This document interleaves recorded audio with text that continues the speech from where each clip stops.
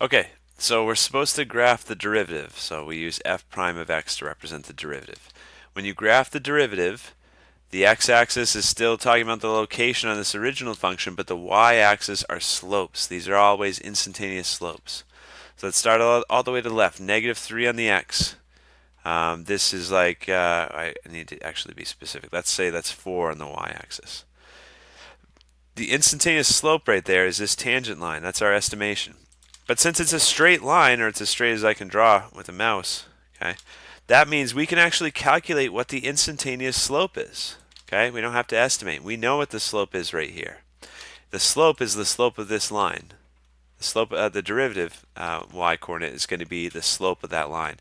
So I go up 1, 2, 3 on the y-axis to the right 1, up 3 to the right 1. So at x equals -3, I should be at a +3, I think I just said, right? Up 3 to the right 1. So that's a slope of 3. That's the dot. Now look, let's go to x equals, let's do x equals negative 2.5, so somewhere right in between. The slope is still the same thing, right? So everywhere between x equals -3 and x equals 2, we have the same slope, the same instantaneous slope there. So it should be a straight line over here. Now, all those slopes are a slope of 3. All those tangent lines are a slope of 3. But it changes immediately when we get to x equals 2. Look, at x equals 2, if you were to draw a tangent line, it's going in this direction to the right. Tangent, these are all horizontal slopes. Every tangent slope that you draw here is 0, right? So between -2 and -1, our graph has a slope of 0. So we're going to draw a line to show that it's all these have a slope of 0. And from -1 to 0, look, we're going down, right? And we're going down 1 to the right 1. -1 divided by 1, that's a slope of -1. So starting at x equals -1 to x equals 0, we have a slope of -1. And they're all the same slope, so we should have a line all the way across. Look, halfway between at -0.5, draw a tangent line. That slope is the same as the same tangent line you just drew over here. So that's why they're straight lines across for these ones. They all share the same slope of -1 in this location of the original graph. And then from here to here, look, they're all going to share the same tangent line, right? They're all the same slope. So for every point between x equals 0 and x equals 3, we got the same slope. And to find out what that slope is, let's count it out for this part of the line. Up 1, 2, 3, 4, to the right 1, 2, 3.